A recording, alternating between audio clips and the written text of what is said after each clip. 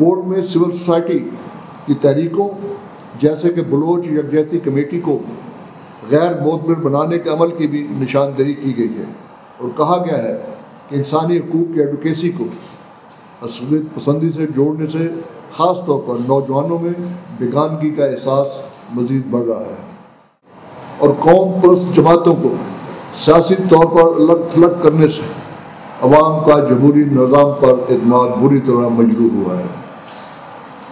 Mission ने तजवीज़ दी है कि रियासत शफाफियत, इंसाफ और जवाबदेही को यकीनी बनाए, धांधली के मोतबर इल्ज़ामात की तहकीकात करे और इंतज़ामी ढांचों को गैर सियासी बनाने तक सियासी बेगानगी को मज़ीद न बढ़ाए। हम लोग ये चाहते थे कि हम थोड़ा सा जो हमने रिपोर्ट है इसको हमने ऑनलाइन शाया कर दी है तो वो आप सब देख सकते हैं, मगर चूँकि हमने बड़े सोच समझ के और बहुत सारे एक्टर्स से मिलके बलूचिस्तान में ये रिपोर्ट तश्कील दी है, तो हम चाहते हैं कि इसकी जो ऑब्जर्वेशंस हैं वो हम आपके सामने रखें और जो रिकमेंडेशंस हमने दी हैं वो भी हम आपके सामने रखें। हम शुक्रगुजार हैं बलूचिस्तान के तमाम एक्टर्स का बशमूल हुकूमत के कि वो हमसे मिले और हमारे से उन्होंने रब्ता किया और हमारे से जो हमारी मिशन की जो सवालात हैं उन सब के जवाब हमें दिए। हमें किसी ने भी रिफ्यूज़ नहीं किया मिलने से, जो बड़ी अच्छी बात है और अहम बात है, और सब ने हमारे से मुलाकात की,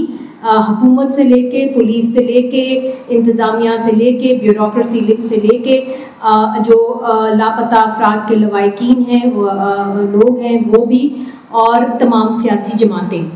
तो मैं आपको ये कुछ मिशन की ऑब्जर्वेशंस पढ़ना चाहती हूँ। HRCP जो है, मैं आपको HRCP की अगर हिस्ट्री से आगाह करूँ तो HRCP हमेशा से बलूचिस्तान के अंदर फैक्ट फाइंडिंग मिशन करता रहा है और बहुत ही मुश्किल हालात में HRCP ने बलूचिस्तान में फैक्ट फाइंडिंग मिशन किया है। मैं आपकी याद दहानी कराना चाहती हूँ कि जब अकबर बुख्ती साहब के ऊपर भी हमला हुआ था तो तब भी HRCP ने अपना मिशन 2006 में अप्रैल 2006 में बलूचिस्तान लेके गए थे। उस मिशन के ऊपर गोलियां भी बरसाई गई थी, जनरल मुशर्रफ का दौर था, मगर HRCP ने वो मिशन कंप्लीट किया। हम बड़े अरसे से नोट कर रहे हैं लापता अफराद का मसला, मसकशुदा लाशों का मसला, मगर अब हमने एक नया ट्रेंड भी नोट किया है और वो ये है कि जो लोग इसकी शिकायत करते हैं वो अब ये आके शिकायत सामने आ गई है कि जी लापता अफराद के जो लोग जो कंप्लेन करते हैं वो भी लापता हो जाते हैं और फिर बाद में उनकी बॉडीज़ मिलती हैं। हमें इन शिकायतों पे तशवीश है, बड़ी सख्त तशवीश है और अगर हमने हुकूमत को कहा है कि इसकी इन्वेस्टिगेशन की जाए और उस इन्वेस्टिगेशन का जो रिज़ल्ट है वो हमारे सामने रखा जाए। मैं चाहूँगी कि मैं कुछ चीज़ें आप पढ़ दूँ क्योंकि हमने ये मिलके ये रिपोर्ट बनाई है और हम याद कराना चाहते हैं कि सुप्रीम कोर्ट की एक लैंडमार्क वर्डिक्ट है मोहब्बत शाह केस में दिसंबर 2013 में, जहाँ पे ये वाज़े तौर पे आइडेंटिफाई किया गया था the involvement of state elements in enforced disappearances and that judgment directed the government to ensure accountability.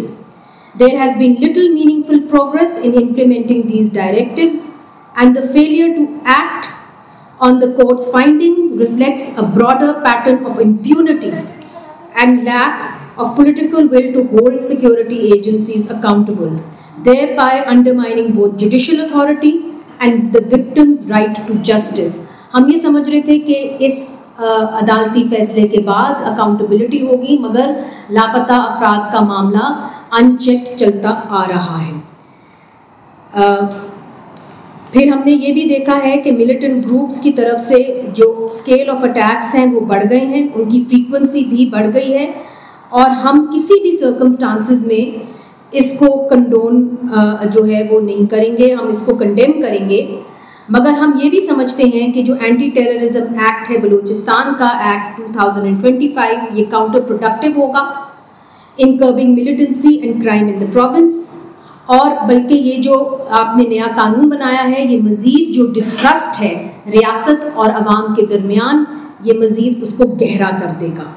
तो हम ये समझते हैं कि इसको फिलफौर आपको रिपील कर देना चाहिए और जो ये कानून इजाज़त देता है कि 90 दिन तक आप किसी को भी बग़ैर वारंट के, बग़ैर चार्ज के अपनी हिरासत में रख सकते हैं, ये खुल्लम खुल्ला पाकिस्तान की आइन की और इंटरनेशनल कॉवेनेंट्स जो पाकिस्तान ने खुद साइन किए हैं, ये उसकी खिलाफ वर्जी है। हमें इस बात पे भी तशवीश है कि एक यूनिफाइड पुलिसिंग सिस्टम बलूचिस्तान में बनने नहीं दिया गया, जिसके नतीजे के अंदर कोई अकाउंटेबिलिटी नहीं है और आपकी रिलायंस जो है वो पैरामिलिट्री फोर्सेस और मिलिट्री फोर्सेस के ऊपर है, जिनकी जो इम्प्यूनिटी से इस प्रोविंस के अंदर काम करते हैं। हम ये भी समझते हैं, और ये मैं पढ़ देती हूँ, of particular concern to the mission is the systematic delegitimisation of human rights defenders, the state's public rhetoric around the BYC and leaders such as Mahrang Baloch focus less on addressing their demands and more on discrediting them through unverified allegations. Tarring violent militancy and peaceful advocacy with the same brush is likely to further alienate Balochistan's population and particularly its youth. रियासत को इसकी ज़रूरत है कि ये इस चीज़ के अंदर तफरीक करे कि ह्यूमन राइट्स डिफेंडर कौन है और कौन दहशतगर्द है। अगर वो दोनों को नत्थी करेंगे तो फिर वो अपनी ही बात को और अपनी ही क्रेडिबिलिटी को कमज़ोर करेंगे। हम ये भी समझते हैं कि जो इंसर्जेंसी है इसकी जहाँ शुरुआत है उसको देखने की ज़रूरत है। हमें इन्फोर्स्ड डिसअपीयरेंसेस को देखना है और दूसरी तरफ जहाँ भी हम गए बलूचिस्तान में, चाहे वो सिविल सोसाइटी के ग्रुप्स हों या के सियासतदान हों या के सियासी पार्टीज़ हों, उन सब का एक ही कंसेंसस था कि इलेक्शन फ्री एंड फेयर नहीं हुआ। ये तशवीशनाक बात है और हम चाहते हैं कि इसके ऊपर भी एक कंसेंसस डेवलप किया जाए और बलूचिस्तान के अंदर से ही हो। अब मैं रिकमेंडेशंस की तरफ आ जाती हूँ ताकि रिकमेंडेशंस आपके सामने आ जाएं। मैं पढ़ देती हूँ as is. Immediately cease the practice of enforced disappearances, ratify and implement the International Convention for the Protection of All Persons from Enforced Disappearances and account for the status of the domestic bill passed against enforced disappearances in 2022. हमें नहीं पता कि उस bill का क्या हुआ, वो किधर है। आप बताइए हमें, आप रियासत हैं, कि वो बिल कहाँ है। Disband the Commission of Inquiry on Enforced Disappearances which has failed to hold accountable those responsible for such practices despite having the prosecutorial powers to do so, and instead establish a new commission with effective leadership and a fresh mandate to prosecute any state elements found responsible for perpetrating enforced disappearances. ये बहुत ज़रूरी है क्योंकि enforced disappearances का जो commission है वो बहुत बुरी तरह फेल हुआ है और हम समझते हैं कि एक फ्रेश मैंडेट के साथ एक फ्रेश कमीशन आना चाहिए जो फाल भी हो और वो इफेक्टिव भी हो। Ensure transparency, fairness and accountability in all electoral process. Investigate allegations of electoral manipulation and coercion thoroughly and transparently. Promote civic engagement and depoliticize administrative structures to restore public faith in democratic governance. Withdraw the Anti-Terrorism Balochistan Amendment Act 2025 and review all security-related legislation to ensure alignment with international human rights standards. Guarantee due process and judicial oversight in all instances of detention and dismantle any form of indefinite और arbitrary detention. जो आपने centres भी बनाए हुए हैं जिसके अंदर आप इन लोगों को रखते हैं, हम समझते हैं वो भी गैर कानूनी है। जैसे कि ये कानून जो है ये इन कॉन्ट्रडिक्शन है आपके अपने जो आपने लॉज बनाए हैं और इंटरनेशनल कॉवेनेंट्स जो जिसके ऊपर आपने दस्तखत किया है। Given that the internment centers proposed under this act appear to replicate those established in Khyber Pakhtunkhwa, the Supreme Court is urged to decide the pending appeals against the Peshawar High Court's judgment on the Action in Aid of Civil Power Ordinance 2019 and to direct that all internment centers be formally notified as sub-jails. ensure that all individuals suspected of involvement in militant violence are held accountable through transparent judicial processes, strictly in accordance with national laws and international human rights standards. The state must replace extrajudicial and opaque measures with credible, impartial investigation and fair trials, thereby reinforcing the rule of law and demonstrating the state's commitment to justice and accountability. All instances of extrajudicial killings must also be investigated and perpetrators held accountable. ये बहुत ज़रूरी है कि investigation के साथ साथ जो लोग इस जुर्म में पाए गए हैं उनके खिलाफ कार्रवाई की जाए। हम ये भी समझते हैं कि जो कॉन्स्टिट्यूशनल गारंटीज़ हैं जो 18वीं तरमीम देता है प्रोविंशियल ऑटोनॉमी के हवाले से, वो बलूचिस्तान को मिलने चाहिए। हम ये समझते हैं कि reverse legislative and administrative actions undermining local control such as those related to the Sendek project and the Balochistan Mines and Minerals Amendment Act, ensuring the meaningful inclusion of local stakeholders and the equitable distribution of employment and revenue benefits. Demilitarize the province and create conditions conducive to meaningful dialogue with all genuine political stakeholders to rebuild political trust and address Balochistan's long-standing grievances. In the first instance, this could take the shape of a high-level national truth and reconciliation commission to promote interprovincial trust and reaffirm Pakistan's commitment to a federal and inclusive democracy. Integrate category A and B areas under unified civilian police control, ending reliance on paramilitary forces for civilian law enforcement. ये हम समझते हैं बहुत ज़रूरी है, इसलिए क्योंकि जो एक राब्ता है, एक ट्रस्ट है अवाम का, बलूचिस्तान का अवाम का एडमिनिस्ट्रेशन से, वो पुलिस से शुरू होता है, और पुलिस को जब आप महदूद कर देते हैं तो फिर उस ट्रस्ट को भी आप करोदना शुरू कर देते हैं। Seize the intimidation, delegitimization and harassment of human rights defenders, including groups such as the BYC, publicly affirm their legitimate role and ensure their protection in line with international human rights commitments, engage constructively with peaceful voices even when they are critical of state policy to foster a culture of democratic dialogue. The Prime Minister's focal person for polio eradication must investigate allegations that persons posing as polio workers have attempted to intimidate and harass rights activists and enter their homes forcibly. Unless such individuals are brought to book, this could damage the credibility of national polio campaigns. ये समझाने की ज़रूरत है, इसलिए चूँकि हमारे पास ये शिकायत आई कि कुछ नामालूम अफराद पोलियो वर्कर्स की तरह ड्रेस अपने आप को करके भेस बदल के लोगों के घरों के अंदर घुस के वहाँ से उनसे पूछताछ कर रहे थे, तो हम ये समझते हैं कि पोलियो कैंपेन जो है ये इसको डैमेज करेगा, और लोग जो है वो पोलियो कैंपेन के जो लोग हैं उनको ट्रस्ट नहीं करेंगे। हम वाहिद, मेरा ख्याल है, one of the few countries in the world है जहाँ पे पोलियो अभी तक है, तो ये बहुत लम्हा फिक्रिया है, और इसको जो प्राइम मिनिस्टर की फोकल पर्सन है ऑन पोलियो, उसको देखने की ज़रूरत है। Immediately halt state interference, financial coercion and intimidation of media outlets and journalists. Ensure freedom of expression by facilitating unrestricted media coverage of human rights issues, public protest and criticism of state policies. Urgently reopen border crossings with Iran and Afghanistan to facilitate legitimate economic activities.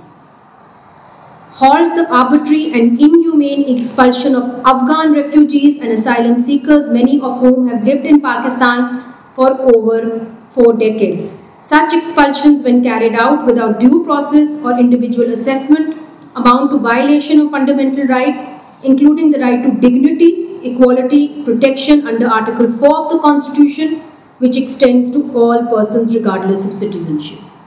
Thank you, Ji. Thank you very much. And we open the floor for questions. ये बताइएगा, आपने police force से मुतालिक बात की कि police force नाम है बेसिकली पुलिस ट्रस्ट है। हमने ये देखा कि अभी रिसेंट एक फैसला हुआ कि एफसी को जो है वो एक कॉमन फोर्स बनाकर उसको डिप्लॉय किया। ये फैसला इस सिक्योरिटी सुधार में कागज साहब होगा या आप समझते हैं कि इसके ऊपर नजरसानी की जरूरत है? इस पर नजरसानी की जानी चाहिए। देखिए ये एक तरह से क्योंकि वहाँ जो सूरत हाल हमने ग्राउंड रिलेटिव देखी उसके मुताबिक एफसी या दूसरे लोग हैं उनका इस तरीके से लोगों को कोई ट्रस्ट नहीं करते, उनको एक्सेस नहीं है दूसरी जगह को, जबकि पुलिस चूँकि वहीं की होती है, मुकामी होती है, लेकिन वो लोग जाके जा सकते हैं, आ सकते हैं उस एरिया में। अब इनको मर्ज करके उसके दरमियान अब उनको भी पुलिस को भी के काम को भी मशरूब बना रहे हैं। इससे सूरत हाल जो है मज़ीद खराबी की तरफ जाएगी, बेहतरी की तरफ नहीं जाएगी। इसलिए उसको इस तरीके से मर्ज करना पुलिस में किसी सूरत में इलाके के लिए उस प्रोविंस के लिए फायदेमंद नहीं है, बल्कि नुकसानदेह। इजाज़ सैयद साहब बहुत शुक्रिया भाई साहब आपका, उन्हीं से आप सबका अपने साथ। मैं जानना ये कर रहा हूँ, आपने कहा कि आप बलूचिस्तान में तमाम तरीकों से मिले, गवर्नमेंट से भी मिले, तो बलूचिस्तान के जब कॉन्फ्लिक्ट की बात होती है तो बहुत ज़्यादा हम देखते हैं कि एलिगेशन आते हैं सामने जो खुफिया इदारे हैं उनके ऊपर, और एफसी का नाम लिया जाता है उनके ऊपर।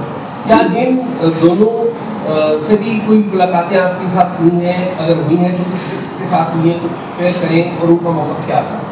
उनसे तो हमारी मुलाकातें ऐसा नहीं हुई, नहीं हुई। नहीं, हम देखिए HRCP का एक रहा है, हम लोगों का एक तौर तरीका होता है काम करने का।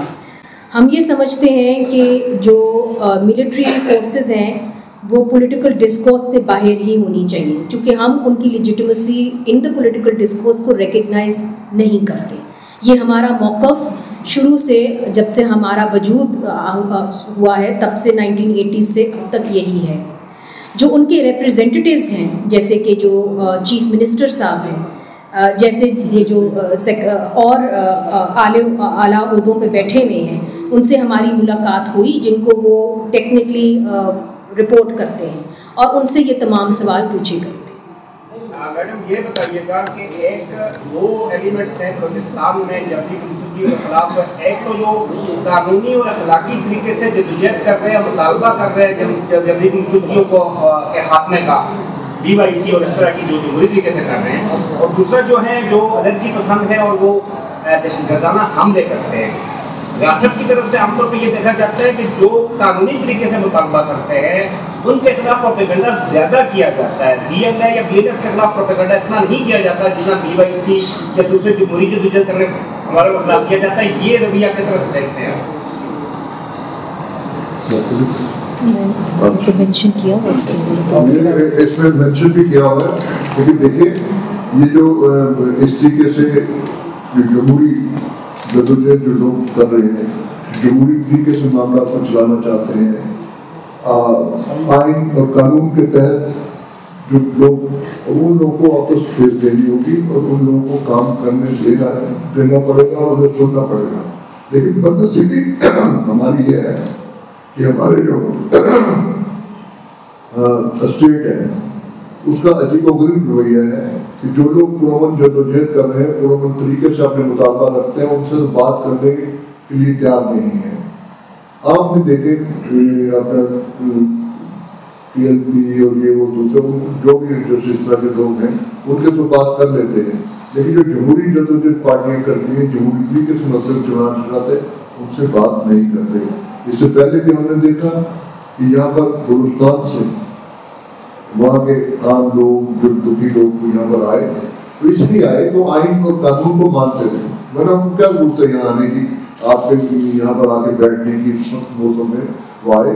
लेकिन रियासत के एक क्या कहते कौंसल मेंबर ने, यूनियन कौंसल के मेंबर ने भी उनसे बात करना पसंद नहीं की, बजाय इसके अपनी जिम्मेदारी पूरी करने की बजाय रियासत ने उनके सामने ला के एक दूसरे ग्रुप को बिठा दिया, दूसरे लोगों को बिठा दिया जो उनके खिलाफ बना रहे हैं, उनके खिलाफ आते हैं। भाई आप लोगों को लड़ाते हैं, बात अब बिल्कुल सिंपल सीधी सी, ये आप अगर वो कुछ गलत कर रहे थे आपके मुताबिक, हम नहीं कहते, तो ये काम आपका था कि आप उससे निपटते कानूनी तौर पर, पुलिस हरकत में आती, जिस आपने पानी फेंका ये किया, अगर बैठे थे उसको उठाते करते हिलाते जो भी आपने करना था, तनकीद भी होती है, सब कुछ होता है, लेकिन लोगों को लड़ाना, दूसरे ग्रुपों को ला के उनके सामने बिठाना, जैसे आज भी मुझे पता चला कि ला के पंजाब और उसके नारे लगा रहे हैं पंजाब मारेंगे लोग, भाई कौन इसकी हमायत कर रहे हैं कि वहाँ किसी सूबे के या किसी उसके लोग जो है मारे जा रहे हैं।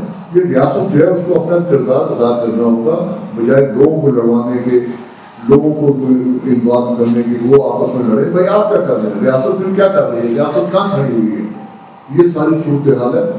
समझ नहीं आ रहा कि रियासत की मेंटली वो गए थोड़े से बेचारे परेशान है या उनके ज़हन ही नहीं है।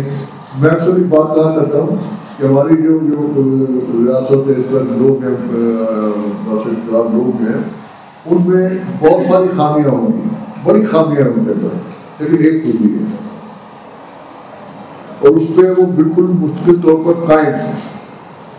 वो ये है कि उन्होंने अपनी गलतियों से सबक नहीं सीखा और सब कुछ करना है, लेकिन अपनी गलतियों से सबक सीखने में बिल्कुल मुस्तकिल में कायम है और दोहराते रहते हैं, हमेशा गलत होता है, जो भी होता है नुकसान होता है। लेकिन सारी चीज़ों का हमारे 25 लोग हैं, भुगतान तो उनको करना पड़ता है ना, ये तो जहाज़ों में बैठ के चले जाएंगे कि यहाँ जो लोग हैं, आम लोग हैं, जो शहरी हैं, मजदूर हैं, किसान हैं, साफी हैं, ह्यूमन राइट डिफेंडर्स हैं और जितने भी लोग हैं वो यहाँ भुगत रहे होते हैं, गरीब लोग।